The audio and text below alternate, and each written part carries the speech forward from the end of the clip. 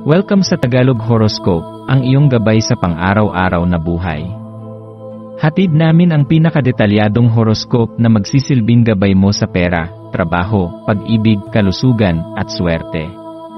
Naway magtagumpay sa buhay ang lahat ng ating tagapakinig at subscribers sa buong mundo. Maraming salamat sa pag-subscribe at tanggapin ang siksik, liglig, at umaapaw na biyayang hatid ng Tagalog Horoscope. Ito ang iyong pang-araw-araw na horoscope para sa Capricorn para sa Marso 3, 2025. Ang enerhiyang bumabalot sa iyo ngayon bilang isang Capricorn ay tila mas matindi kaysa sa dati. Ikaw ay isang taong likas na matatag, puno ng determinasyon, at may matibay na pundasyon sa iyong mga paniniwala at tradisyon.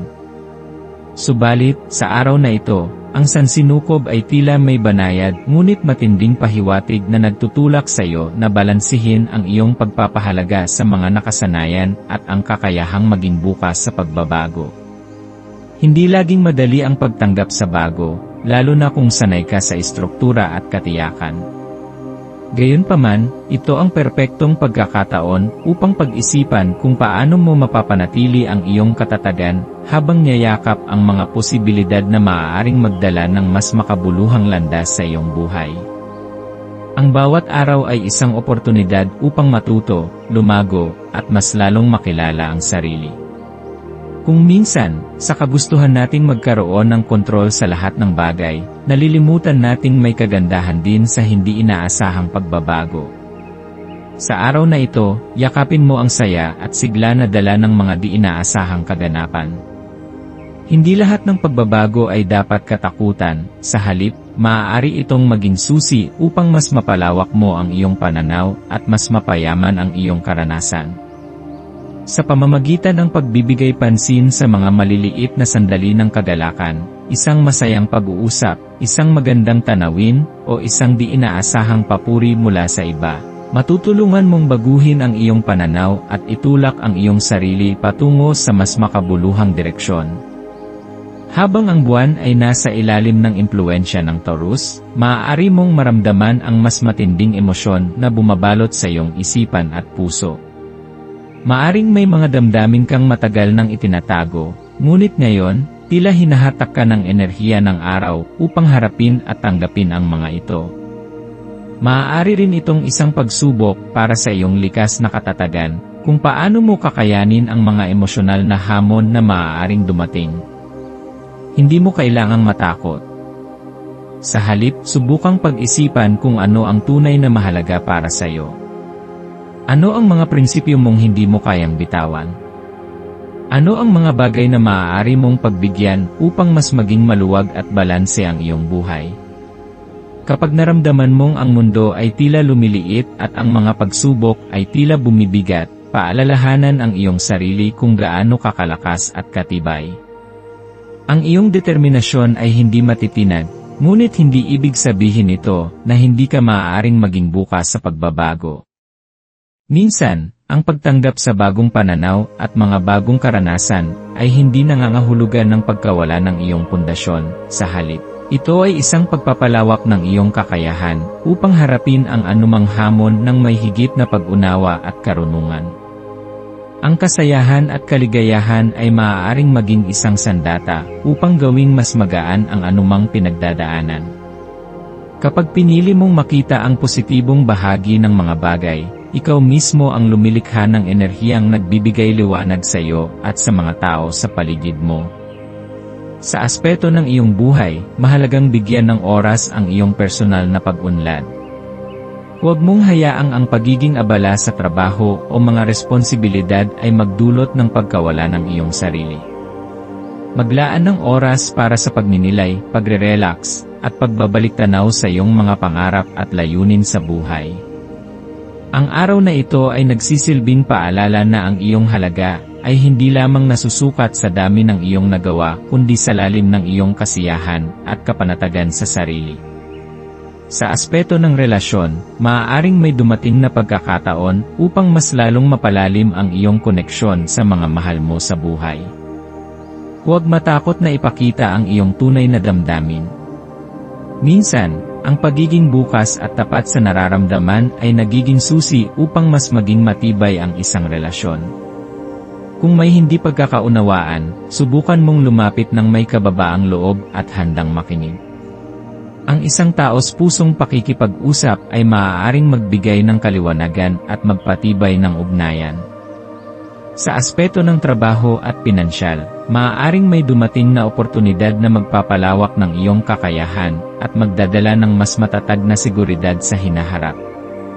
Ngunit tandaan, hindi lahat ng pagkakataon ay kailangang sunggaban agad. Maging maingat sa mga desisyon, timbangin ang mga posibilidad, at tiyakin na ito ay naayon sa iyong pangmatagalang layunin. Ang iyong maswerteng kulay ngayon ay berde at ginto. Ang berde ay sumisimbolo ng balanse, kaayusan, at kasaganahan, habang ang ginto ay nagdadala ng enerhiya ng tagumpay, tiwala sa sarili, at pagpapahalaga sa sariling halaga. Maaari mong isuot o gamitin ang mga kulay na ito sa iyong paligid upang magbigay ng mas positibong enerhiya sa iyong araw. Ang mga maswerteng numero mo ngayon ay 10, 22, at 38. Ang mga numerong ito ay nagdadala ng swerte sa aspeto ng personal na tagumpay, pagkakaroon ng bagong oportunidad, at pagpapalawak ng iyong mga kakayahan. Para sa maswerteng gawain, subukan mong magsulat ng isang liham para sa iyong sarili. Isulat mo ang iyong kasalukuyang nararamdaman, ang iyong mga pangarap, at ang iyong mga inaasam sa hinaharap. Ang pagsusulat ay isang makapangyarihang paraan upang malinawan ang iyong isip at magkaroon ng direksyon sa iyong buhay. Maaari ka ring maglaan ng oras sa pakikinig sa musika na nagpapakalma sa iyo o sa paggawa ng isang bagay na nagbibigay sa iyo ng kasiyahan, tulad ng pagguhit, pag-aalaga ng halaman, o pagbabasa ng libro. Sa pagtatapos ng araw, subukan mong maglaan ng oras upang magpasalamat. Ang simpleng pagninilay at pagpapahalaga sa magagandang bagay na nangyari, gaano man kaliit, ay makakatulong upang mapanatili ang positibong enerhiya sa iyong buhay. Huwag mong kalimutan na ang bawat araw ay isang oportunidad upang matuto, lumago, at maging mas mabuti sa sarili at sa iba. Sa kabuuan, ang araw na ito ay isang paalala na ang katatagan at pagbabago ay maaaring magkasabay na umiral sa iyong buhay. Hindi mo kailangang mamili sa pagitan ng dalawa, maaari mong yakapin ang bagong posibilidad habang pinapanatili ang pundasyon ng iyong mga paniniwala. Ang landas tungo sa mas makabuluhang buhay ay hindi palaging tuwid, ngunit sa pamamagitan ng bukas na puso at matatag na diwa, makakahanap ka ng tamang direksyon. Magpatuloy ka sa iyong paglalakbay ng may pananampalataya sa sarili at sa kinabukasan, sapagkat ang mga bituin ay laging nakabantay upang gabayan ka.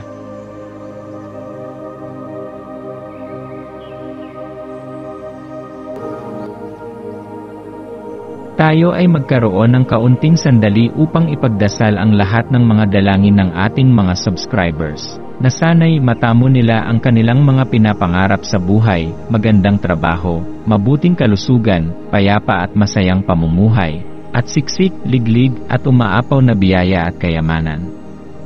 Ipinagdarasal namin ng mataimtim ang lahat ng mga komento sa nakaraang video, at hinihiling namin, Panginoon, na pagpalain mo ang ating mga subscribers ng masayang buhay sa mundong ibabaw. Maraming salamat po. Maaari kayong mag-subscribe sa aming channel na Daily Prayer, kung saan nag-a-upload kami ng pang-araw-araw na Catholic Gospel Readings, Reflections, at Daily Rosary Reading para sa lahat ng misteryo ng araw. Tulungan ninyo kaming buuin ang community na ito at mag-subscribe na. Ang link ay nasa description box. Maraming salamat sa panonood ng iyong horoscope ngayon araw. Naway gabayan ka ng mga bituin sa iyong landas. Huwag kalimutang mag-like, share, at subscribe para sa iba pang cosmic na kaalaman. Hanggang sa muli, manatiling konektado sa universo